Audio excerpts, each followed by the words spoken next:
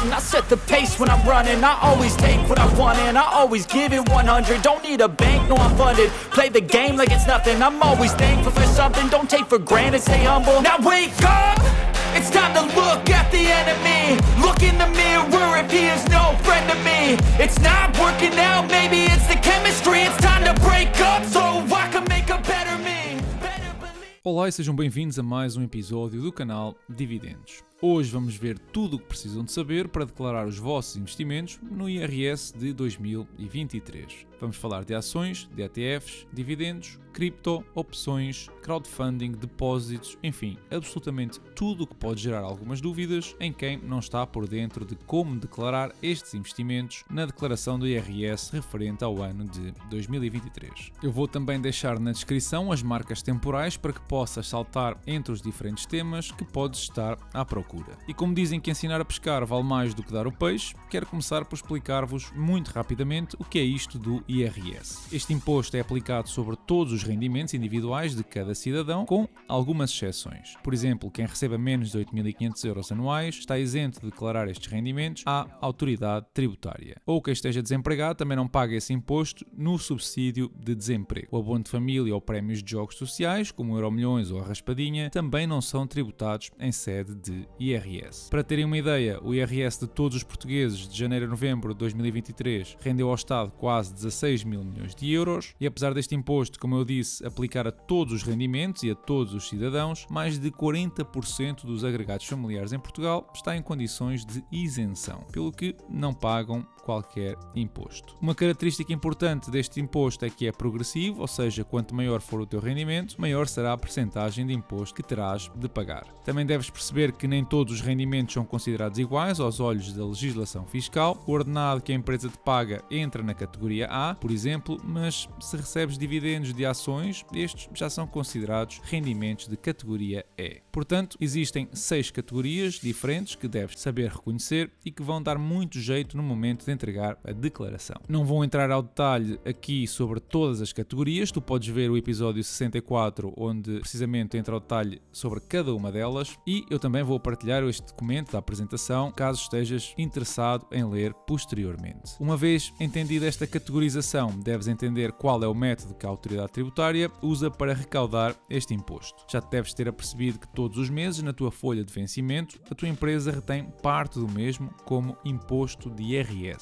Isto é chamada retenção na fonte e depende de uma série de fatores como o valor bruto do teu salário, se tens ou não dependentes ou o local onde resides. E isto é uma forma do Estado, todos os meses, conseguir alguma receita, mais ou menos dentro do que seria expectável, pagar no final do ano, para depois acertar contigo as contas no ano seguinte. E digo mais ou menos expectável porque todos os anos o Governo publica uma tabela de escalões que determina quanto é que é o imposto que determinados rendimentos devem pagar. Para perceber qual é o teu rendimento coletável, tens de deduzir 4.104 euros ao rendimento bruto anual e ver em que escalão é que se encaixa o resultado. Imagina que o resultado são 20 mil euros. 15.992 desses euros são tributados a 19,58% e 4.008 euros vão ser tributados a 28,5%, o que resulta num imposto a pagar de 4.260 euros. Se durante o ano o somatório das tuas retenções na fonte for inferior a este valor, vais ter de pagar a diferença. Se for superior, o Estado devolve-te o excedente, obviamente até um certo limite. Um dos pontos positivos é que ao imposto calculado ou coleta podes deduzir uma série de despesas que tiveste durante o ano com categorias diferentes e limites diferentes. Isto vai-te baixar os tais 4.260, por exemplo, para 4.000 euros, baixando assim também a tua tributação. Mas o que vimos até aqui podes encontrar com mais detalhe no episódio que mencionei, onde eu tenho inclusivamente vários exemplos e cálculos reais. Vamos lá então entrar em algo que é relativamente recente e que provavelmente alguns de vocês se encaixam. O que é isto do IRS jovem? Assim, muito rapidamente, é uma medida que o Governo adotou, que beneficia os jovens entre os 18 a 26 anos, na tentativa de reter alguns deles em Portugal quando entram no mercado de trabalho. E a ideia aqui é que tens 4 anos de tributação reduzida, pelo que deves aproveitar o mesmo caso estejas nestas condições. Precisas ainda de conhecer as datas importantes associadas com o IRS, seja a declaração, o pagamento ou outros eventos. Por exemplo, o mais urgente nesta altura é validar as tuas faturas no portal e-Fatura e comunicar à autoridade autoridade tributária se o teu agregado familiar mudou. Depois, em março, deves confirmar o IBAN e o teu imposto coletável para em abril proceder à declaração. Até finais de julho vais receber a nota com os resultados dos cálculos que vais pagar ou receber. Agosto é o mês limite para quem tenha de pagar o imposto em falta. Um último ponto para falar no englobamento. As categorias de que vos falei no início podem ser englobadas ou, se quiseres, agrupadas para tributar tudo a uma única taxa. Esta opção é dada porque algumas categorias têm uma taxa liberatória única. Para a categoria E e G, por exemplo, é de 28%.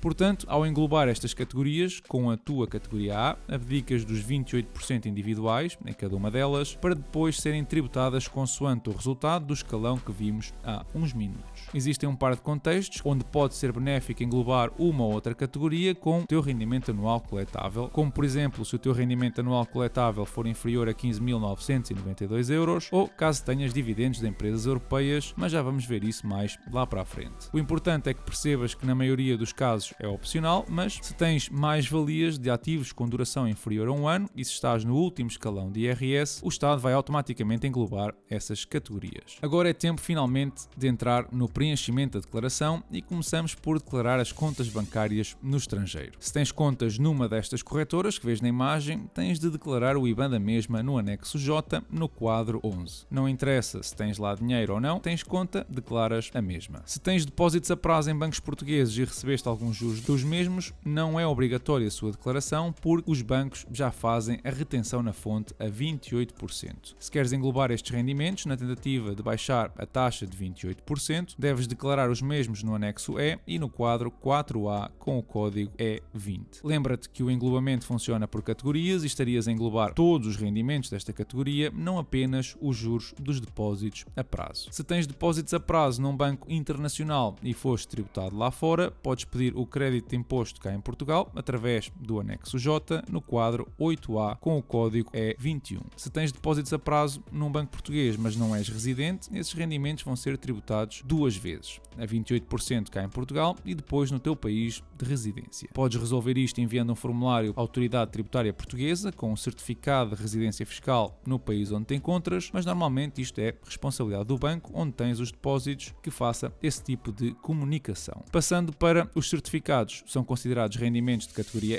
E não é obrigatório declarar os mesmos porque, como acontece com os depósitos que acabámos de ver, já recebes os juros dos mesmos depois da retenção da fonte a 28%. Se quiseres declarar por motivos de englobamento, tens de preencher o quadro 4A do anexo E com o código E20. Isto é válido quer para os certificados de aforro, quer para os certificados do Tesouro. Passando para as ações e, nomeadamente, os dividendos que as ações pagam, são novamente rendimentos de categoria E. Como vimos, tem uma taxa liberatória de 28%. Aqui só tens de perceber se a empresa que paga o dividendo é portuguesa ou tem sede num Estado-membro da União Europeia ou se é uma empresa com sede fiscal no estrangeiro. No primeiro caso, os dividendos declaram-se no anexo E e no segundo, no anexo J. Para o anexo E, mais uma vez aplica a mesma condição. Empresas portuguesas já fazem a retenção na fonte e não precisas declarar os dividendos, mas se quiseres englobar, tens de os declarar no quadro 4B com o código E10. E qual é a vantagem de englobar nestes casos? Perguntas tu. Bom, é que ao englobar, a autoridade tributária vai aplicar o imposto a apenas metade dos dividendos que recebeste. Aqui entram dividendos de empresas portuguesas ou com sede num país da União Europeia, apesar de, para beneficiares deste ponto, é possível que a autoridade tributária te peça uma prova de residência fiscal da empresa. Para dividendos no estrangeiro, adicionas o anexo J no quadro 8A e usas o código E11 caso não tenham sofrido retenção em Portugal. Há casos onde, por exemplo, corretoras como a XTB ou o Banco Carregosa tributam os dividendos a 28%, já depois de estes terem sofrido retenção no país de origem a 15% ou 30%.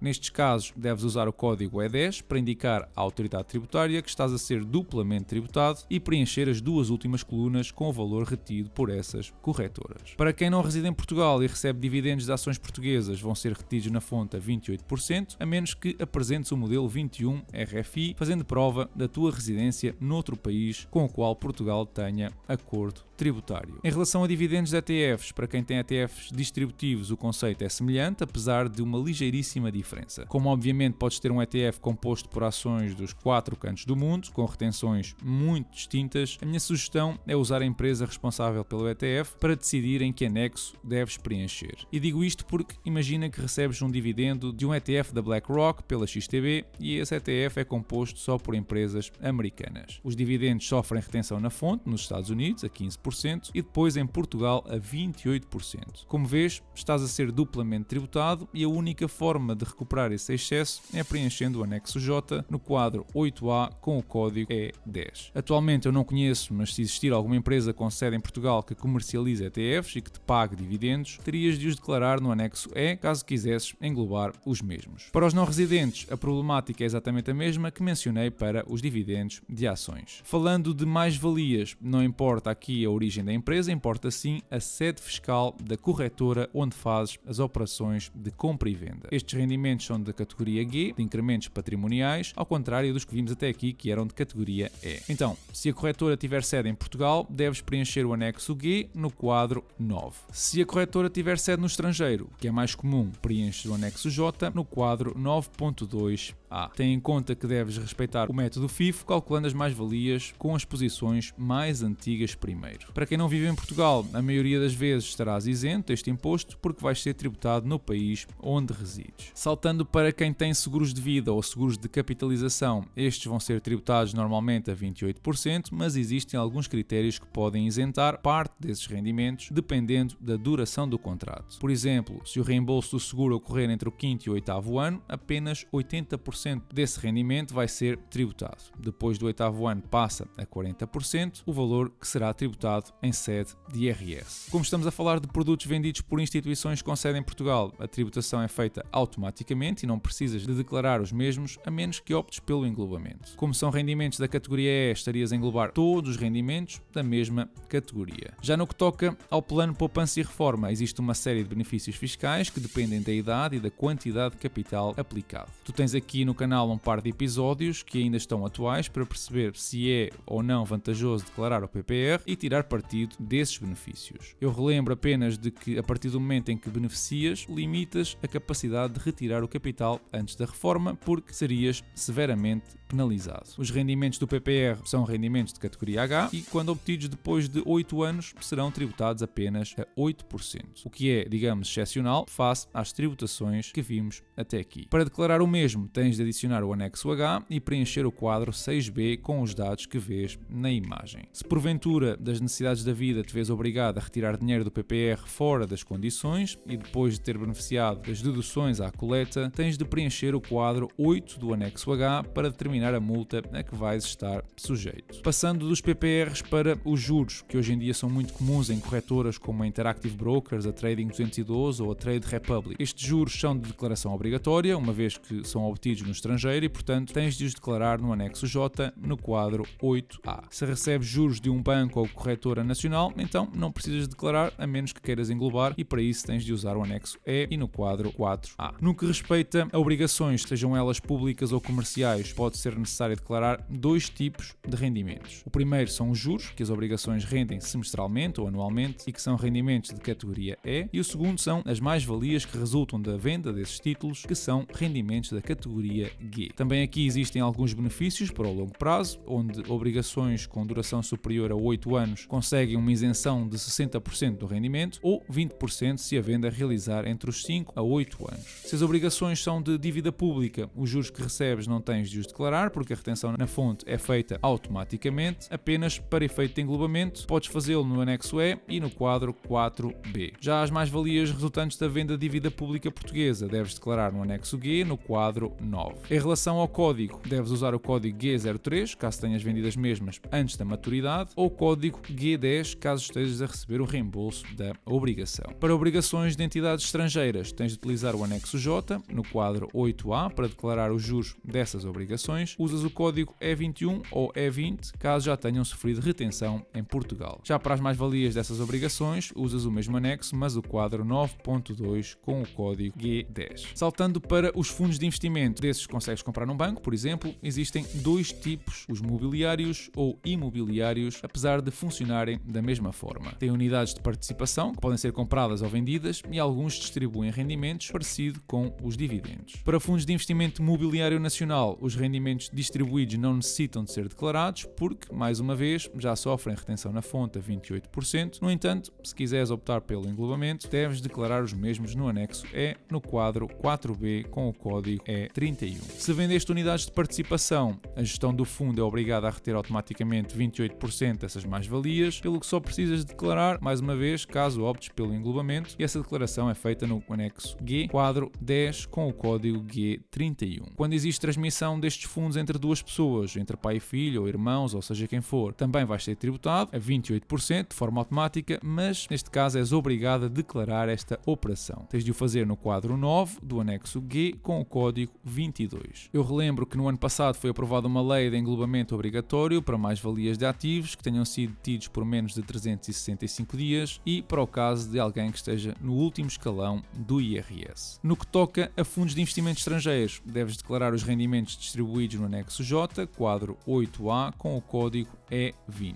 E os rendimentos de venda ou transmissão do mesmo anexo, mas desta feita no quadro 9.2A, com o código G20. Para os fundos de investimento imobiliário, o contexto já é diferente, porque são rendimentos de categoria F. No caso dos nacionais, só estás obrigado a declarar caso queiras englobar os mesmos e deves fazê-lo no anexo F, no quadro 7, e isto diz respeito aos rendimentos distribuídos pelo fundo e, no caso de teres vendido unidades desse fundo imobiliário, declaras no anexo G, no quadro 11B. Se estás a transferir este investimento para alguém, tens obrigatoriamente de declarar esta operação no anexo G, no quadro 11A, com o código G40, e vão-te ser tributadas as mais-valias. Para quem tem fundos de fundos, ou seja, investe em fundos de investimento que por si investem noutros fundos de investimento, a declaração é no anexo E, quadro 4A, com o código E31, para os rendimentos das unidades de participação. Já se vendeste unidades ou realizaste mais-valias, tens de declarar as mesmas no anexo G, no quadro 10, com o código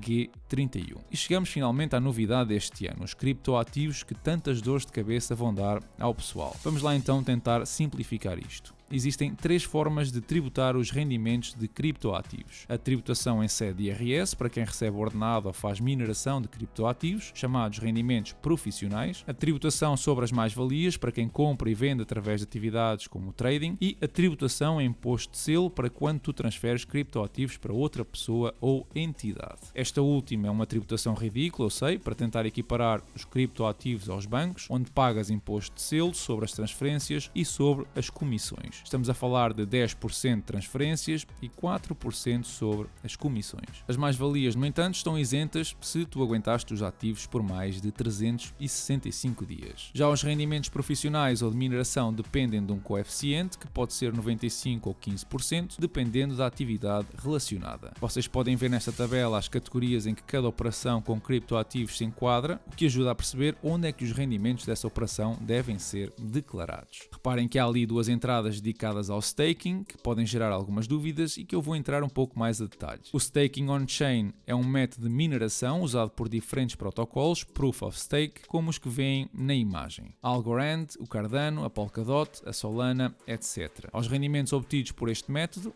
onde tens os teus tokens na rede a validar transações, aplica-se um coeficiente de 0,15, ou seja, apenas 15% dos teus rendimentos vão ser tributados à taxa da categoria B. No entanto, se tens os teus tokens numa exchange, como a Binance, a render 3, 4 ou 5%, são considerados staking off-chain e são rendimentos da categoria E. Mas o Estado aqui decidiu tributar apenas quando tu vendes as posições ou realizas as mais-valias. Desta forma, quando fazes qualquer venda, deves declarar no anexo G ou J, dependendo da corretora, mas ainda não se conhece qual o código que devemos utilizar. Isto também é válido para os airdrops, que serão tributados apenas quando tu desfizeres desses tokens. Já para quem se dedica à mineração, por exemplo, de Bitcoin, os rendimentos são considerados de categoria B e o múltiplo, em vez dos 0,15, é 0,95 ou 95%. Significa isto que a tributação vai incidir sobre 95% dos teus rendimentos. Virando-nos para para instrumentos que não são tão comuns em Portugal. Para quem tem warrants, a declaração dos mesmos é feita no quadro 13, anexo G, caso sejam ativos nacionais, ou no anexo J no quadro 9.2b, caso sejam ativos internacionais. Para quem investe em futuros, a situação é idêntica. Ativos nacionais declaram-se no anexo G, quadro 13, com o código G53, e ativos internacionais no anexo J, quadro 9.2b, com o código G32. Para quem usa forwards, a forma de reportar é igual aos futuros, inclusivamente os códigos, apesar de serem um instrumento ligeiramente diferente. CFDs, muito comuns para quem usa eToro ou XTB, devem ser reportados no anexo G, caso a tua corretora seja a XTB, ou no anexo J, caso uses, por exemplo, a eToro. Os códigos são o G51 e G30, respectivamente. No que respeita a swaps, são instrumentos de proteção ou de hedge pouco utilizados por cá, mas que também podem gerar rendimentos de categoria E, que devem ser declarados no anexo J, caso sejam swaps internacionais, com o código E21 no quadro 8A, ou no anexo E, caso sejam portuguesas, com o código E20 no quadro 4A. Algo que está mais na moda é o crowdlending ou crowdfunding, como lhe quiserem chamar, com plataformas como a Housers, a Raise ou a Bondora na vanguarda deste espaço. Nestes casos, os juros que recebes do teu investimento, se forem corretoras internacionais, deves declarar esses rendimentos no anexo J, no quadro 8A, com o código E21, e ter atenção para escolher o país do projeto que te está a pagar. No caso de usares uma corretora com sede em Portugal, como a Housers, os teus rendimentos já são tributados automaticamente, pelo que não é obrigatório que os declares, a menos, novamente, que optes por englobar essa categoria. Neste caso, terias de usar o anexo E, quadro 4B, com o código E20. Por fim, e este também começa a ser cada vez mais comum em Portugal, vamos ver as Stock Options. Este instrumento é usado por algumas empresas, sobretudo startups, que pagam aos seus funcionários opções sobre ações da própria empresa. Recentemente, uma proposta de lei veio alterar a forma como se calculam as mais-valias destes ativos, pelo que ficaram ainda mais atrativos para quem os recebe. Removeram a tributação no momento de vesting das opções, ficando agora sujeitas apenas às mais-valias no momento da venda. Se essa venda ocorrer depois de 365 dias de ter recebido as opções, o rendimento será tributado apenas em 50%, o que é altamente vantajoso, exceto se trabalhas na Farfetch. De qualquer forma, deves declarar as mais-valias destes ativos no anexo G, no quadro 9, com o código G01. E pronto, as minhas dicas ficam por aqui. Eu relembro que esta informação não dispensa que consultes um contabilista ou a autoridade tributária caso tenhas alguma dúvida mais específica. Eu certamente não sou contabilista, mas reuni esta informação de várias fontes credíveis online para que tenhas tudo resumido aqui no canal e possas revisitar quando for necessário. Se quiseres deixar o teu agradecimento, podes deixar um like, um super like seria fantástico, ou clicar no link do documento que partilho na descrição deste vídeo e ajudar com €1, ficando com o PDF só para ti. Em relação a perguntas mais frequentes, tens aqui uma lista que vamos repassar muito rapidamente. Não precisas declarar dividendos de ETFs acumulativos. Se recebes dividendos na conta da corretora e decides reinvestir, ou por exemplo tens a funcionalidade das PAIs na Trading 212, onde os dividendos são reinvestidos automaticamente, tens sempre de os declarar. Para saber se é vantajoso para ti ou não declarar o PPR,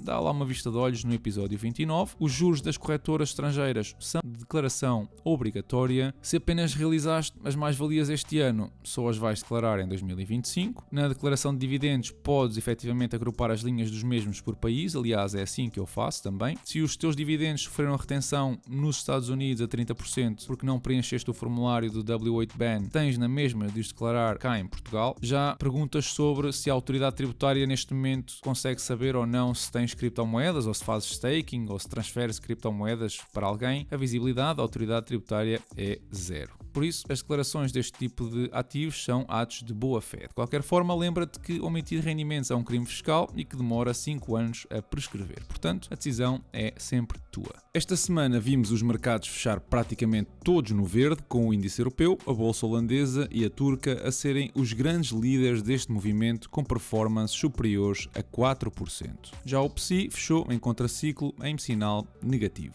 Euronext está, como faz todos os anos, a capacitar uma série de empresas que mostraram interesse em entrar na bolsa portuguesa. São mais de 160, entre elas 7 portuguesas, e uma é precisamente o Dr. Finanças, que provavelmente até já ouviste falar. Esta formação não é, obviamente, um sinal de que as 160 empresas vão, durante 2024, tornar-se públicas, mas, obviamente, seria engraçado ver este desfecho para a tão conhecida página de apoio financeiro. Foi ainda notícia o comentário do Ministro do Comércio da China ao afirmar que as perturbações geopolíticas no Mar Vermelho estão a começar a notar-se no comércio a nível mundial, sobretudo nas exportações chinesas que caíram drasticamente, fruto também, diga-se, de uma procura cada vez mais reduzida. Um pouco também por isso o petróleo esta semana já subiu mais de 6% e vamos começar a sentir as subidas já na próxima semana, com a gasolina e o gasóleo a atualizar os preços em vários cêntimos por litro. A nível do portfólio, vimos 4 empresas subirem o seu dividendo: a Archer Daniels Midland, a Comcast, a Nextera e a Elevance, com valores entre 1% a 11%.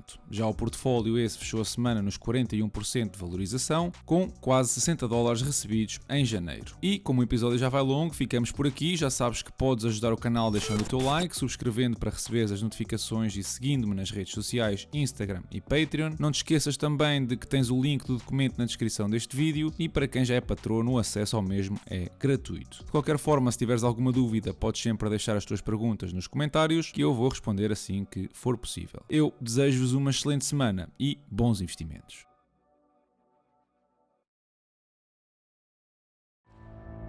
O que está a passar hoje é que estamos a sair de uma economia industrial para ir para uma economia de serviços.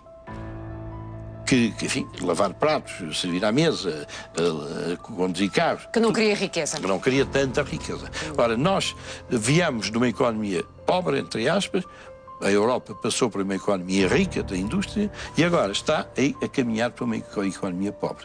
E com esta economia pobre nós não mantemos, em geral, o padrão de vida que temos, não vamos ter os empregos que queremos, nem vamos ter os salários que queremos, nem vamos ter contratos sem prazo que desejaríamos ter, nem mais igualdades. Tudo isso que se diz aí na praça e que vocês, digamos, pressurosamente apresentam todas as noites, é um desvio da atenção daquilo que é essencial.